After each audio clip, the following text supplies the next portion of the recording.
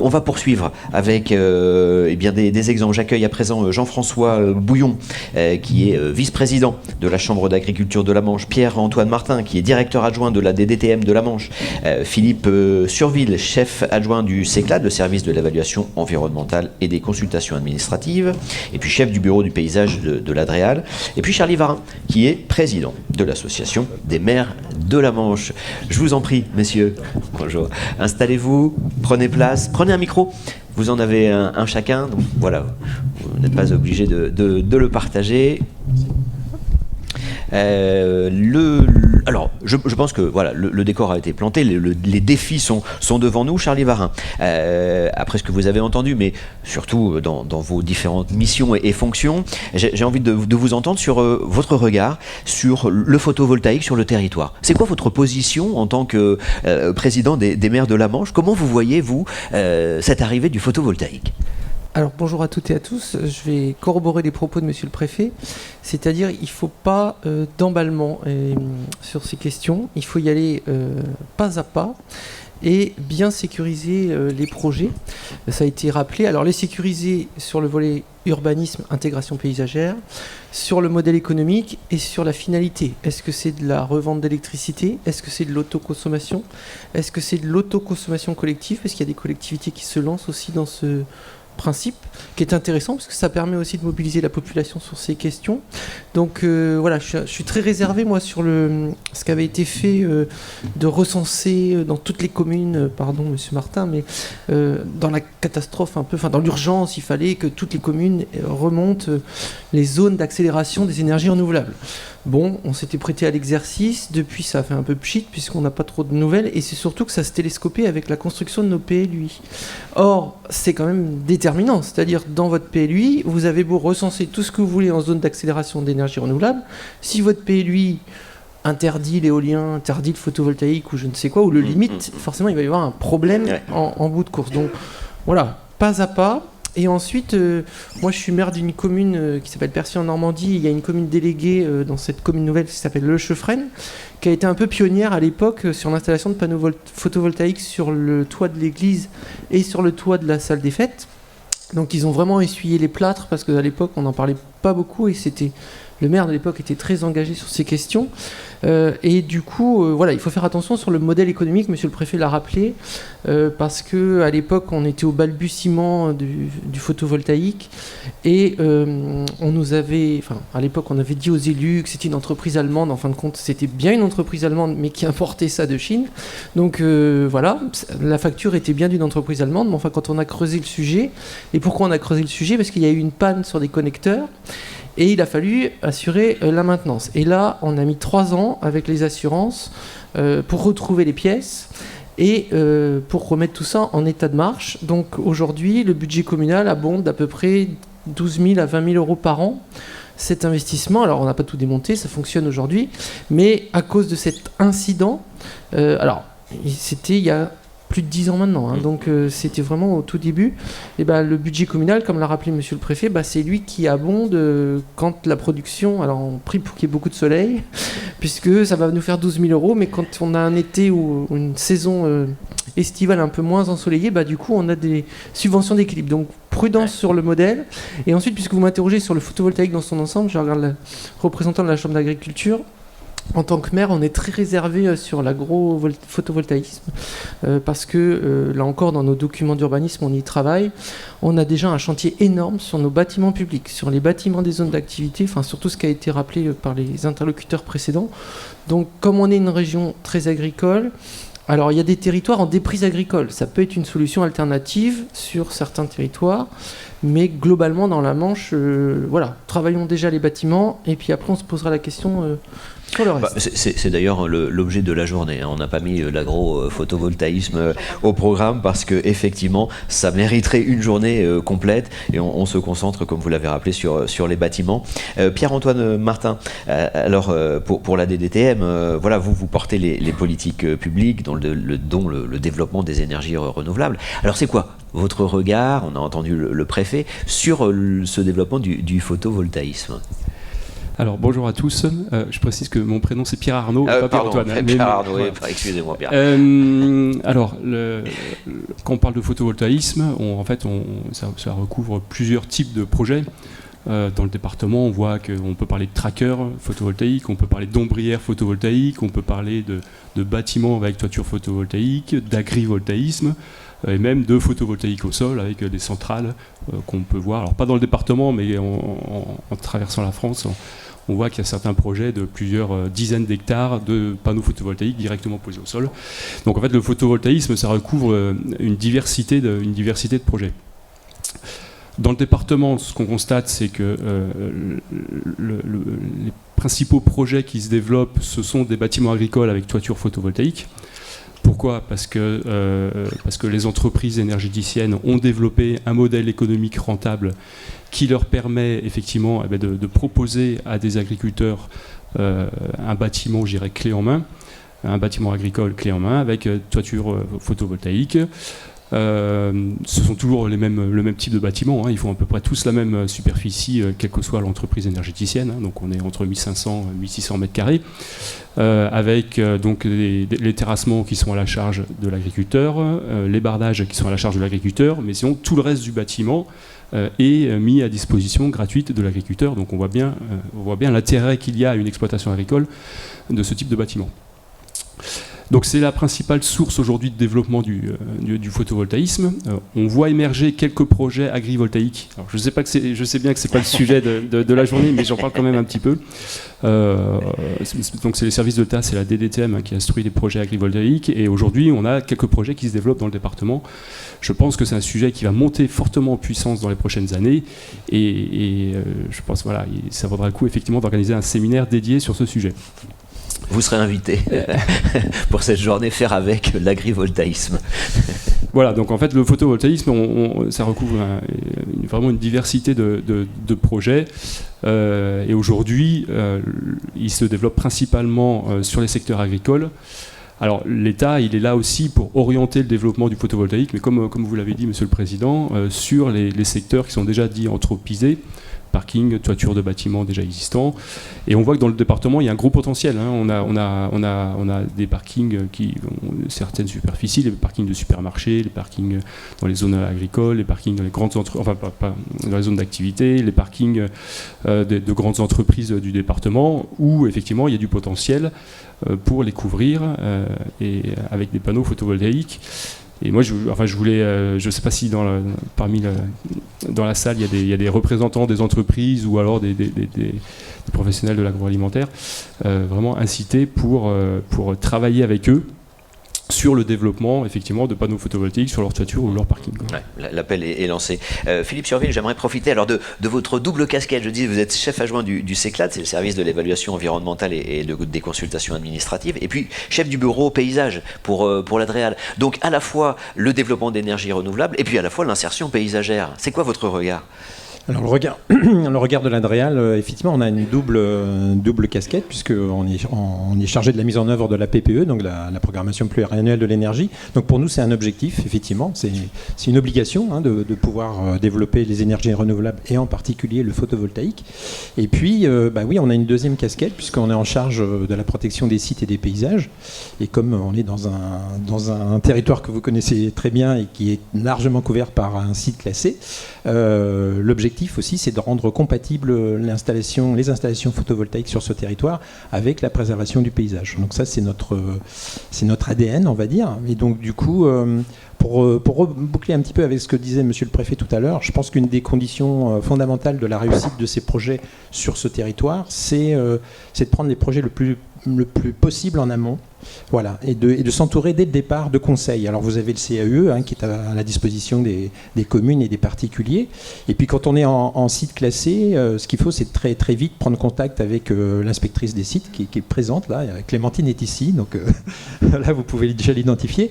Donc soit Clémentine, soit l'architecte des bâtiments de France, hein, l'UDAP, hein, qui peut aussi vous apporter un conseil amont. Le conseil amont, c'est la condition, je dirais, sine qua non de la réussite d'un projet. Philippe Surville, on y reviendra si vous voulez justement sur les facteurs clés de réussite, parce qu'on va développer ce point. Je pense que c'est important de le traiter et d'y consacrer un peu de temps. Avant cela, Jean-François Bouillon, vous êtes vice-président de la Chambre d'agriculture de la Manche. J'aimerais moi votre regard sur le développement du photovoltaïque bâtimentaire, entre guillemets, vous concernant sur les bâtiments agricoles. Oui, bonjour à toutes et à tous déjà. Et puis nous, notre regard de la Chambre d'agriculture sur le photovoltaïque sur toiture n'est forcément, oui, nous on est plutôt favorable à ça parce que pour deux raisons, c'est que l'agriculture, on a un département très agricole, avec les agriculteurs détiennent des bâtiments et ont aussi, dans l'évolution de leur carrière, des projets de construction de bâtiments. Également, ouais. Donc forcément, aujourd'hui, et depuis quelques années déjà que le photovoltaïque est possible sur toiture, les agriculteurs regardent si techniquement c'est possible, si financièrement c'est possible aussi, parce que c'est aussi un autre problème.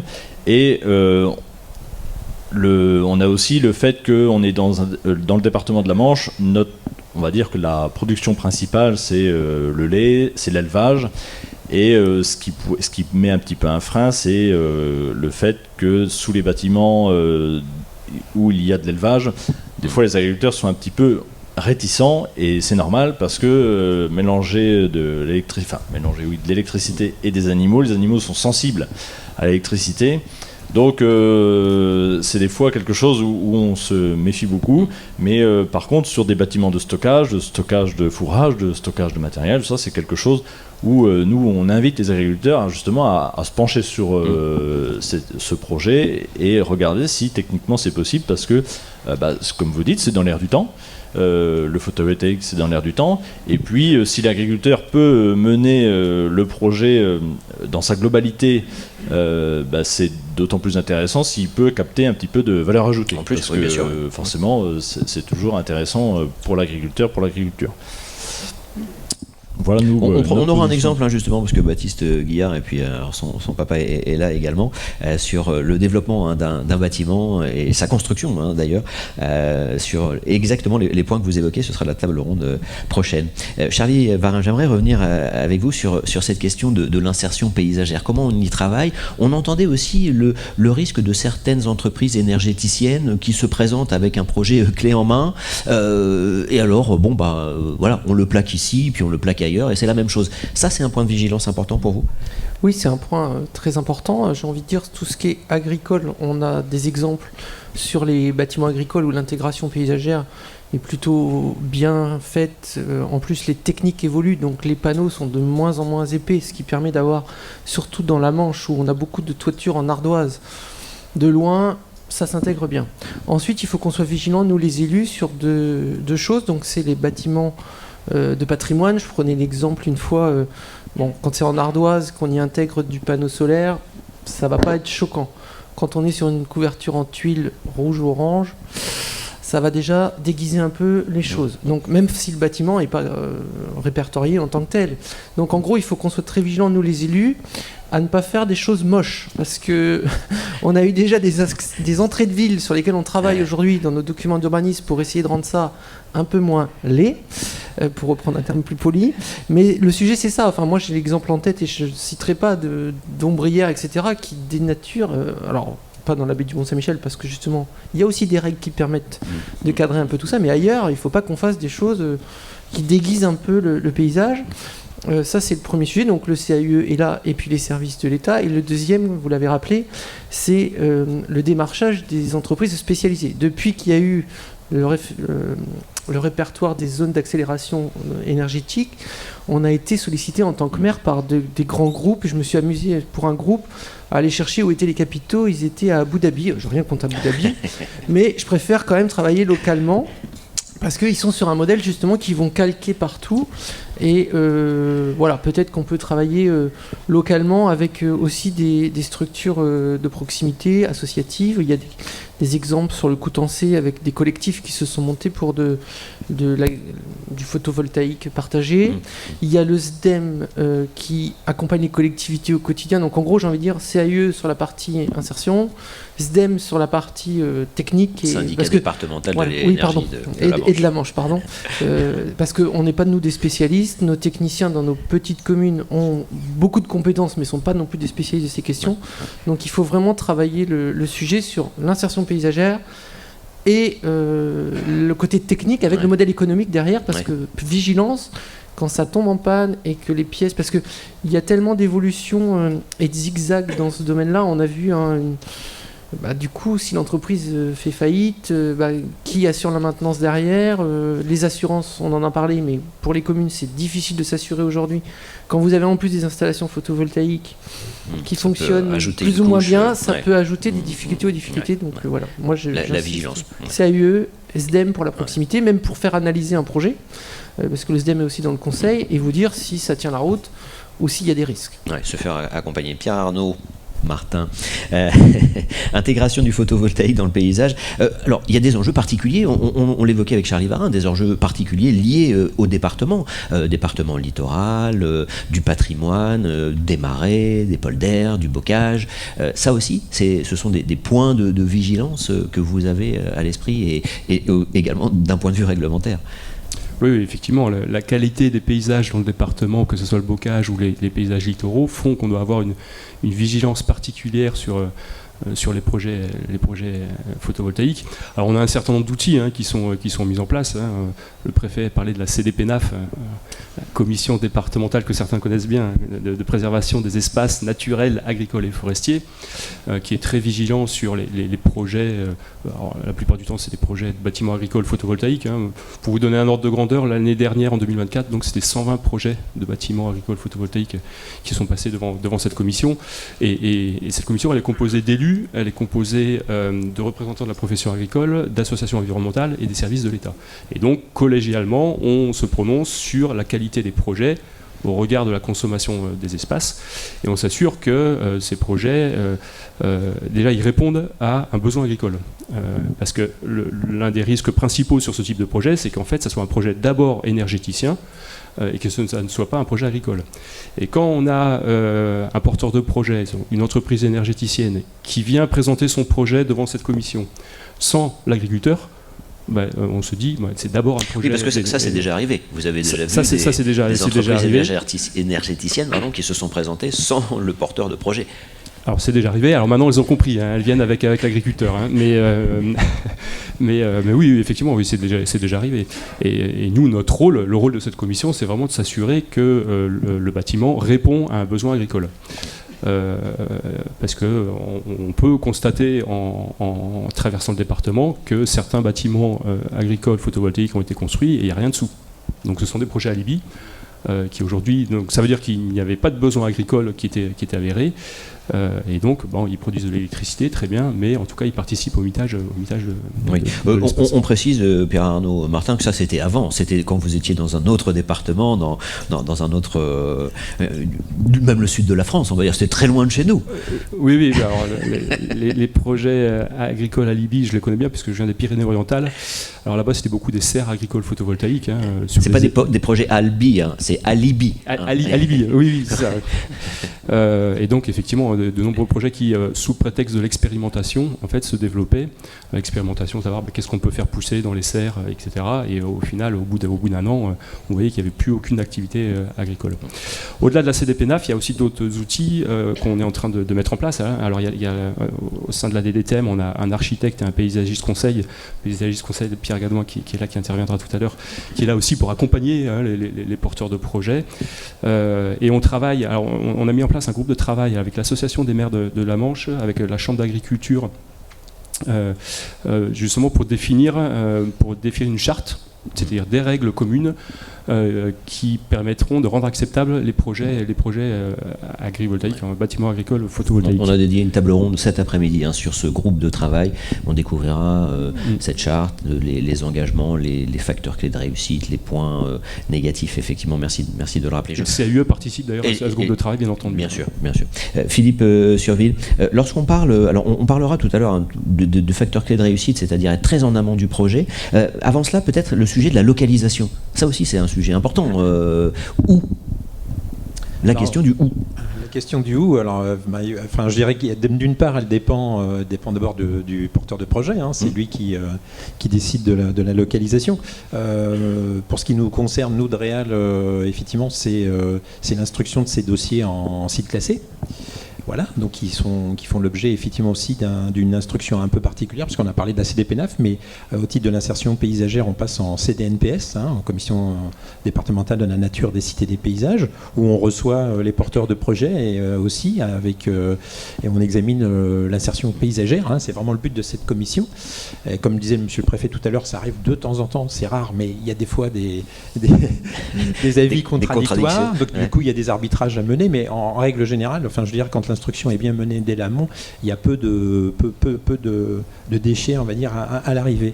Et ce qui est important, en fait, l'esprit de la CDNPS, c'est pas quand un projet est vraiment pris très en amont et que il a été mûrement élaboré, en général, il n'y a pas trop de soucis. On arrive à bien dialoguer avec le porteur et son maître d'œuvre quand il vient.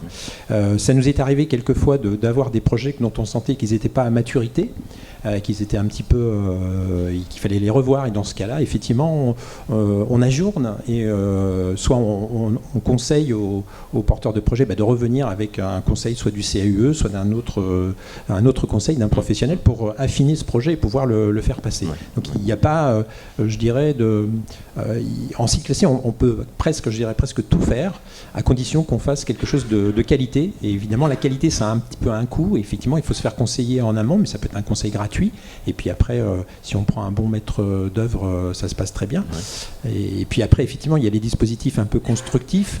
Alors, comme vous disiez tout à l'heure, effectivement, les techniques ont beaucoup évolué en matière de panneaux photovoltaïques. Heureusement, on a des choses aujourd'hui qui sont beaucoup plus facilement, qu'on peut intégrer beaucoup plus facilement dans les toitures qu'autrefois, où on avait des panneaux un peu massifs avec des châssis très, très voyants. Aujourd'hui, les choses commencent à devenir de plus en plus furtives et on arrive à trouver des solutions adaptées, en fait. Ouais. Donc, du coup, c'est surtout le fait de se poser la question très en amont et de travailler avec des professionnels de l'insertion paysagère pour que tout se passe bien. Ouais. Jean-François Bouillon, j'aimerais qu'on évoque aussi un point qui est important et qui, à mon sens, il ne faut pas omettre, c'est que, puisque là on parle des bâtiments agricoles, en réalité, les agriculteurs, eux aussi, ils ont envie d'avoir des beaux bâtiments, parce que c'est sur leur exploitation, c'est parfois même à côté de leur maison, donc on n'est pas là en train de dire ils font tout et n'importe quoi. Eux-mêmes ont intérêt à avoir des bâtiments qui s'intègrent dans leur propre paysage qu'ils cultivent au quotidien. Oui, bien sûr, tout à fait. La beauté du site est, pour l'exploitant, comme toute entreprise, en fait, est quelque chose d'important. Même si c'est pas forcément à la base, l'agriculteur, lui, il construit un bâtiment pratique. Il a un besoin. Il a un besoin agricole. Alors, tout à fait, c'est vrai qu'on va regarder, mais je pense que l'agriculteur va plus attendre là-dessus une réglementation. S'il n'y a pas de réglementation, il ne va pas forcément regarder de par lui-même l'intégration dans le paysage, où lui, il va regarder techniquement pour son élevage, pour son besoin de stockage, quelle hauteur il lui faut. Et ça va être quelque chose que l'agriculteur va regarder en premier, quoi. Ça, c'est vraiment... Alors, par contre, là, tout à l'heure, on a parlé un petit peu de la justification, là je voulais venir un petit peu là-dessus, sur la justification de l'utilité du bâtiment, parce que ça c'est un sujet qui est du moment, on va dire. Et c'est vrai que jusqu'ici, depuis quelques années, il n'y avait pas de justification à donner en fait à la construction des bâtiments. Et historiquement, un agriculteur avait été plutôt un petit peu restreint en termes de bâtiment, parce qu'un bâtiment c'est un coût. Avec la possibilité des panneaux photovoltaïques, ça a permis justement aux agriculteurs de dire tiens, autant construire un bâtiment, il y a aussi cette possibilité-là de mettre des panneaux. Et puis, il y a eu un petit peu, à certains endroits, même si dans la Manche, même si on a un beau soleil, on peut le regarder aujourd'hui, mais malgré tout, il n'est pas là tous les jours. Et c'est pas dans le département qu'on a eu le plus de dérives en termes de bâtiments construits sans forcément avoir d'utilité agricole. Ce que je veux dire, c'est qu'aujourd'hui, il y a un travail, bien sûr, sur une charte avec la DDTM pour demander aux agriculteurs de justifier en fait l'utilité du bâtiment, qu'il ne soit pas que la production d'énergie soit bien secondaire. Il n'y a pas de souci. Il ne faut pas non plus qu'on arrive à faire machine inverse et de devenir trop ferme. Parce que les agriculteurs ont quand même besoin de bâtiments pour le fonctionnement de leur exploitation. Et j'ai en tête quelques dossiers là où on a vraiment... ça maintenant un petit peu dur, je pense. C'est un petit message à mon voisin de droite. Voilà, c'est la journée pour faire passer les messages, subliminaux ou pas. On balance. Mais on y va, on a vu depuis ce matin. Mais c'est bien, on est là pour échanger. Charlie Varin, vous, votre regard, puisque vous êtes là en qualité de président des maires de la Manche, il y a quand même une acceptation lorsqu'on parle d'énergie, c'est un territoire d'énergie la Manche, voilà pour résumer. Et le photovoltaïque, vous, votre regard, il y a une acceptation globale? Il n'y a pas un rejet massif quand vous en parlez à vos collègues maires? Alors sur le photovoltaïque, non. Sur l'éolien, j'aurais pas le même discours, notamment l'éolien. Ça, ce sera une autre journée aussi. Voilà, ça sera une deuxième journée. Non, il y a une acceptabilité, y compris beaucoup de particuliers eux-mêmes le font en investissement propre. Donc et les techniques évoluant, aujourd'hui, ça s'intègre parfaitement. Après, il y a des petites choses à ajuster. Je prends l'exemple chez moi où on fait un pôle santé libéral et ambulatoire neuf. Donc bâtiment RT 2020, presque BBC. Et on a la possibilité de mettre un peu de photovoltaïque dessus. Donc on s'est dit, tiens, c'est chouette, ça complète et puis ça montre aussi aux habitants qu'il y a de la surface disponible dans les communes. On a nos mairies, nos salles de convivialité. Enfin, déjà, nous, communes, on peut donner l'exemple. Et puis, du coup, si on met des panneaux, on va nous enlever un peu de DETR, parce qu'on va gagner un peu d'argent. Bon, voilà. Donc ça, c'est des petites choses qu'il faut qu'on ajuste. Parce que, on prévoit les panneaux et on les mettra dans 2 ans, une fois qu'on aura touché les subventions. Mais vous le répéterez pas, monsieur Martin. On est entre nous. Non, mais voilà, il faut de la fluidité parce qu'on ne peut pas nous encourager sur un projet à 3 millions. On préfère avoir un peu de DETR parce que les panneaux solaires, en plus, ça ne sera pas toute la toiture, c'est qu'une partie du toit bien orientée. Donc il faut qu'on mette nos dispositifs en adéquation pour encourager. Et le SDEM a réalisé, donc syndicat départemental d'électrification de la Manche, des énergies de la Manche, a réalisé un cadastre solaire aussi sur tous les bâtiments. C'est très intéressant. De se concentrer déjà sur tous les bâtiments qui peuvent accueillir du photovoltaïque avant d'aller attaquer, non pas les monuments historiques, mais enfin faire attention aux co-visibilités et au patrimoine bâti ancien qui font, comme les paysages, partie de l'identité du département et qui rend le département attractif. Aussi, c'est un facteur d'attractivité fort pour la Manche. Donc j'insiste, comme pour les entrées de ville ou de commune, évitons les choses laides. Pour autant, Charlie Varin, quand on a préparé nos échanges, vous me disiez qu'il n'y a pas non plus de rejet massif sur une église. Il n'y a pas de... vous n'êtes pas opposés et les maires ne sont pas opposés à cela non plus. Il y avait eu quelques échanges un peu vifs au moment où la commune du Cheffren avait envisagé ce projet. Aujourd'hui, c'est complètement entré dans le quotidien. Il n'y a pas de difficulté majeure. Puis en plus, les techniques vraiment permettent... là où ça pose plus de questions, c'est les questions d'assurance, de sécurité incendie, parce que quand il y a un problème d'incendie sur un bâtiment équipé de panneaux solaires, c'est plus compliqué. Donc mais sur l'acceptabilité sociétale de ces questions-là sur les bâtiments religieux, je dis même aux collègues maires, ça peut vous apporter quelques ressources si ça fonctionne bien pour maintenir en état le bâtiment lui-même. Au contraire, donc c'est un atout. Pierre-Arnaud Martin, sur les clés de réussite, on entendait donc un bâtiment qui soit, lorsqu'on parle du domaine agricole, qui soit à réalité agricole. Il y a aussi la notion de concertation. Ça vous semble important? Est-ce qu'il faut plus de concertation pour que l'ensemble des parties prenantes, alors les experts, mais aussi les citoyens, soient associés à ces questions? Oui, effectivement, les projets globalement de développement des énergies renouvelables dans le département, c'est des projets qui peuvent être impactants pour le territoire, que ce soit des projets de méthaniseurs ou des projets photovoltaïques, agrivoltaïsme. Et donc il est important effectivement d'associer la population à ces sujets. Il est également important que l'ensemble des partenaires qui interviennent se mettent d'accord sur des messages clairs à apporter auprès des porteurs de projets. Et c'est tout l'objet du travail que l'on mène avec l'Association des maires de la Manche, avec la Chambre d'agriculture et avec les CAUE, pour construire un message cohérent vis-à-vis du porteur de projet et pour lui dire, voilà dans quelles conditions vos projets pourront être acceptés localement. Philippe Surville, finalement, dans la continuité des propos qu'on vient d'entendre, est-ce que on se dit aujourd'hui il faut envisager du cas par cas? On en est presque là, c'est presque une granularité au cas par cas pour éviter alors toutes les dérives potentielles? Oui, c'est un peu le cas. Enfin, en tout cas, l'expérience qu'on a en site classé, c'est toujours effectivement l'insertion d'une installation, c'est toujours effectivement du cas par cas, puisqu'il faut analyser l'environnement immédiat, voir un petit peu le paysage alentour, regarder l'éco-visibilité, etc. C'est toujours, oui, effectivement, une approche un peu au cas par cas. Et ce qu'on disait tout à l'heure, effectivement, ce qu'il faut, c'est éviter certains opérateurs qui viennent avec des solutions clés en main, qui vont un peu vite sur cet aspect d'intégration paysagère, voire qui ne la traitent pas vraiment.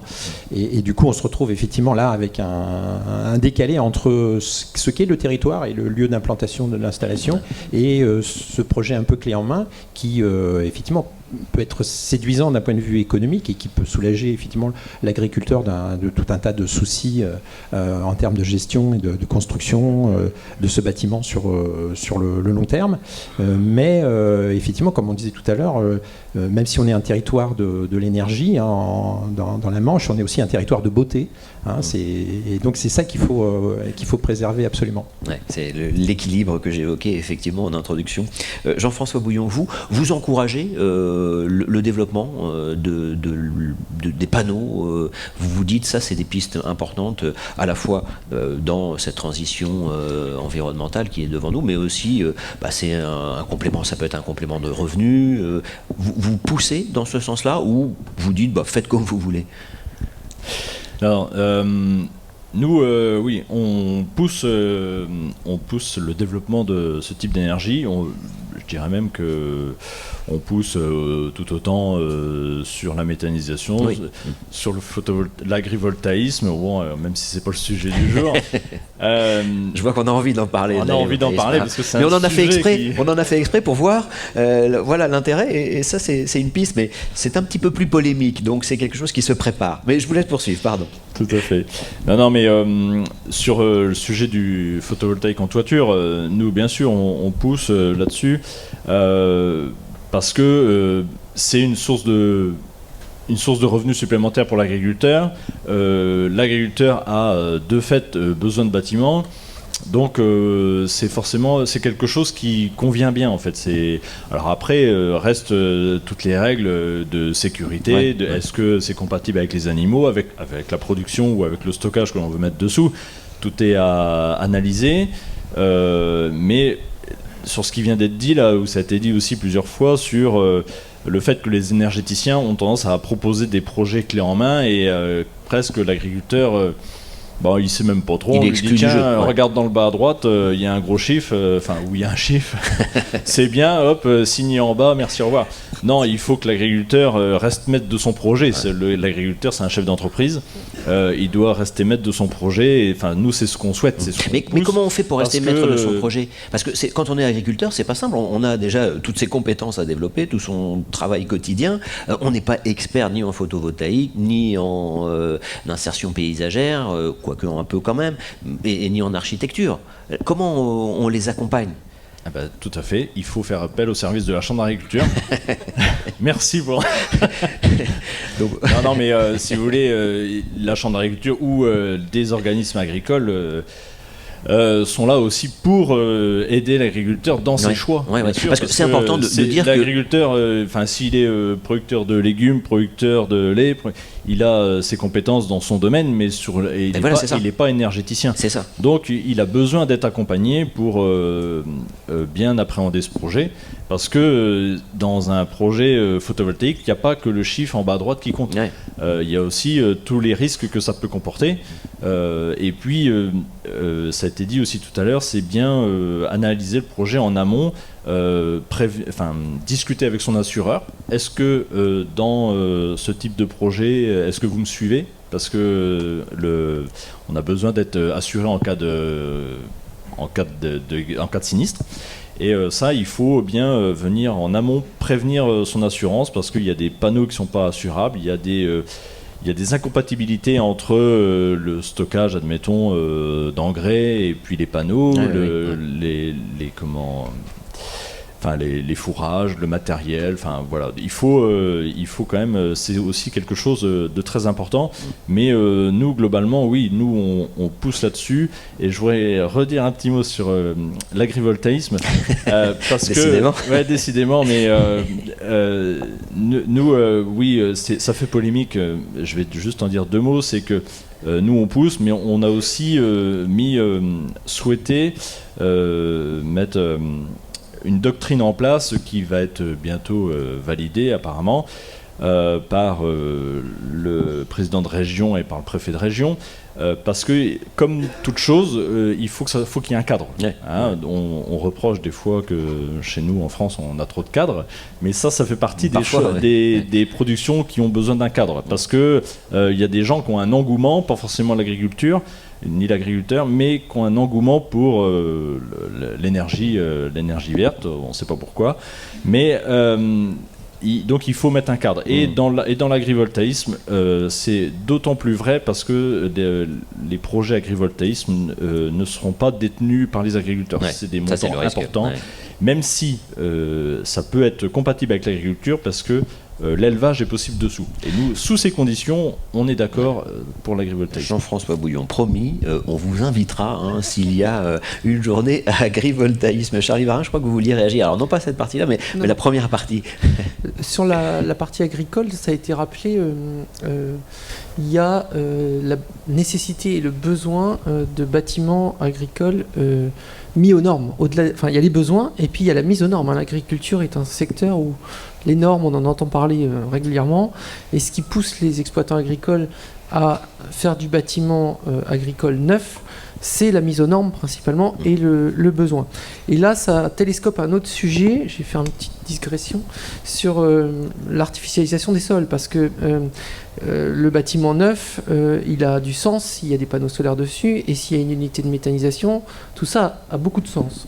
En revanche, quid de l'ancien bâtiment agricole, qui ne peut pas forcément recevoir du panneau photovoltaïque parce qu'il n'a pas forcément la structure qu'il faut pour porter tout ça, et ça nous conduit, parce que c'est pas ça peut nous conduire, mais ça nous conduit déjà à avoir des friches un peu agricoles. Alors l'agriculteur va toujours trouver du stockage, mettre du fourrage, du matériel, etc.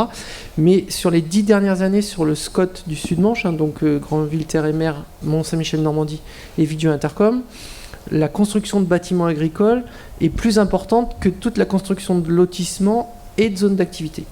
Donc il y a un sujet qu'il ne faut pas qu'on occulte, c'est que dans cette course en avant, et j'ai pas de solution, parce que voilà, mais il faut qu'on fasse attention, parce que on nous demande par ailleurs de faire très attention à l'artificialisation des sols, et même si c'est un bâtiment en pleine campagne, c'est de l'artificialisation du sol, et en plus pour les friches ou les anciens bâtiments, c'est compliqué de les requalifier et de leur changer de destination, parce que souvent ils sont pas loin de l'exploitation et on va pas aller mettre un artisan au milieu d'exploitation agricole, parce que sinon ça va créer d'autres nuisances et du voisinage conflictuel. Donc il y a quand même un petit sujet, oui à ces investissements, mais attention à comment on peut traiter l'existant. Alors des fois ça peut être de la déconstruction.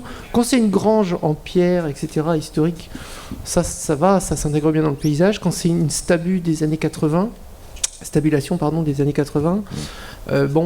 qui est plus utilisée, plus forcément entretenue comme il faut, ça finit par faire des insertions paysagères discutables. Ouais.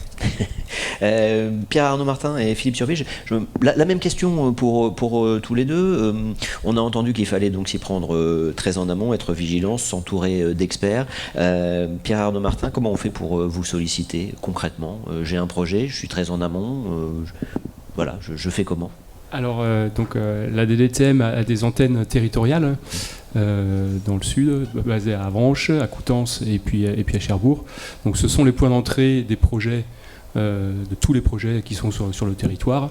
Et un porteur de projet donc, qui effectivement a besoin d'avoir un avis de l'architecte ou du paysagiste conseil peut solliciter ces antennes locales de la DDTM pour avoir une expertise.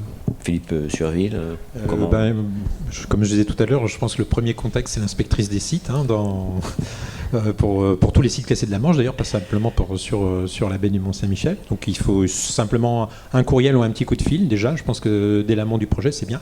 On prendra contact, rendez-vous. Le conseil est entièrement gratuit.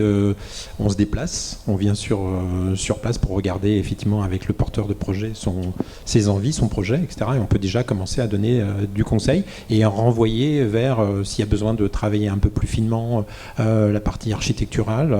Il y a le CAUE, il y a l'architecte des bâtiments de France. Donc en fait, il y a tout un réseau. Ce qu'il faut, c'est il faut arriver à y rentrer. Et je dirais que la meilleure façon, c'est d'avoir un contact. Et puis après, nous, on est en réseau, on travaille avec la DDTM, on travaille avec l'UDAP. Enfin, voilà. Après, on s'organise pour faire une réunion avec le porteur. D'accord. Voilà. Ne pas hésiter à franchir le pas. Messieurs, merci mille fois pour cette présentation. C'était passionnant de vous écouter et de suivre vos conseils. On vous salue. Merci beaucoup.